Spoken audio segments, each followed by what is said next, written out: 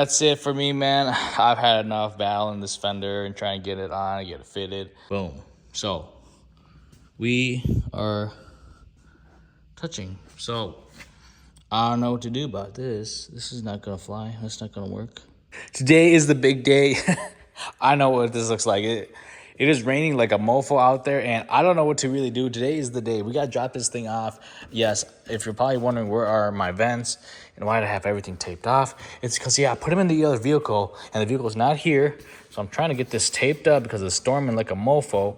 I don't know. Some people are gonna say, bro, just drive it in the rain like that with all your vents and hood shit exposed, you know. But me, that seems a little scary.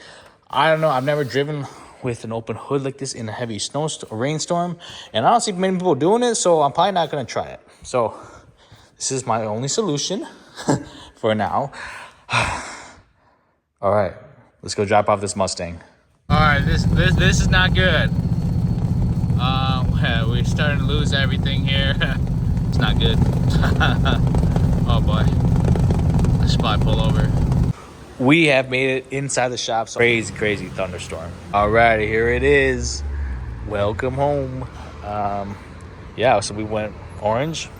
I'm gonna paint these black, and then yeah, should be pretty sick. New fenders, new bumper, whole different front end. Wait till day's done. Yes, we have made it back home. Mustang is alive and well. As you can see, we got the whole underneath painted now. Top is painted. I'm very excited to see how well this will look. So the black that they painted was not shadow black. I forget what the color code is, but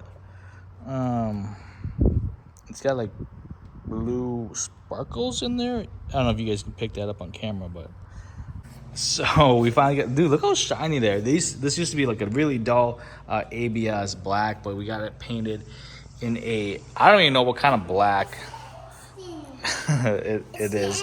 I'm not gonna show everyone how to install these screws for my hood vent, but we're gonna put in a couple. I honestly just do a couple. It's really not that serious for me. And voila, let's see how this looks.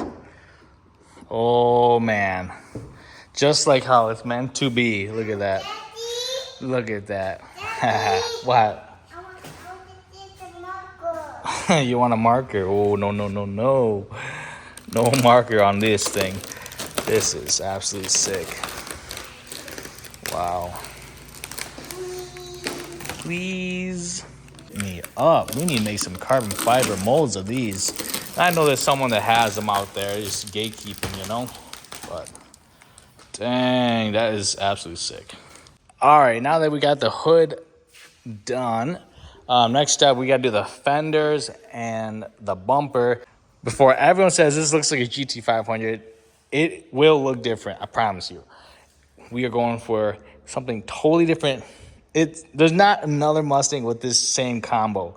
I mean, let alone a GT 500 KR hood. That's top notch already. Oh, but we did get like a Mach 1 front bumper from MP Concepts. Gonna be installing, and there's some GTD fenders from Muscle AutoZone. So I mean, this whole hood, this whole front end has been a big collab. All right, we managed to get this far. I've never actually taken a fender apart, but I would imagine it's pretty straightforward. As you can tell, we're having some fun. So how am I supposed to get in here? Oh my goodness. Yeah. But basically, here we go. We can finally access this stuff there and there. All right, as you can see, we are on the 10 mil right there. There's one more way up somewhere else. And then there's another one way the frick up there. Can you see that? All right, so then there's one more set right in here. Another 10, another 13 right there.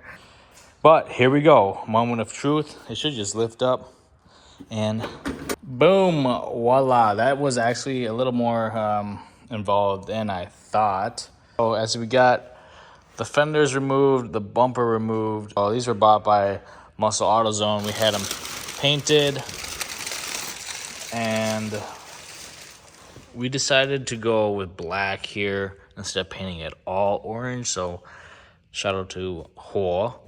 I'm not an expert by any means. Let's get into installing these fenders here. Alrighty, so we got the fender fitted on very nicely. Spacing is amazing. The door opens up without touching anything. Like, it's close, but we've got that all dialed in except the hood now. So, okay, you can close it. Oh, so we are gonna hit right about there. Keep coming down. Keep coming. Boom. So we are touching. So I don't know what to do about this. This is not gonna fly. That's not gonna work. We can't get it a seat down. Obviously, it needs to go a lot more flatter down to there, but we are touching this very edge here. Way down there. We're touching that. So we can see that, but so boom. So we touch this corner here, which prevents us from going down because it's too short. So now we got a gap here. I wonder if I can Dremel this material out. I really don't have a lot of room here. I ain't got no room. Could try shaving this off, but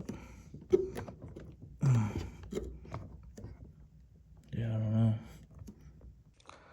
So I thought this was gonna be a super sick install of these crazy new fenders and some new bumper action stuff. But I'm literally at a standstill.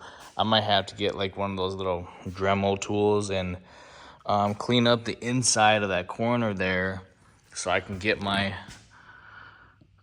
fender to sit, this side to sit flatter, because I just don't know what to really do.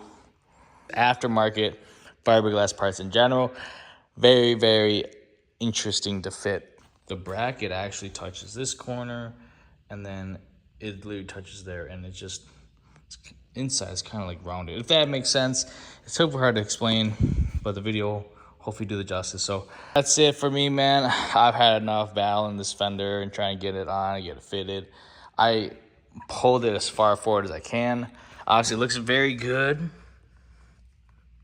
It's pretty darn good as far as down there goes, but I don't know what to say. I don't freaking know, man.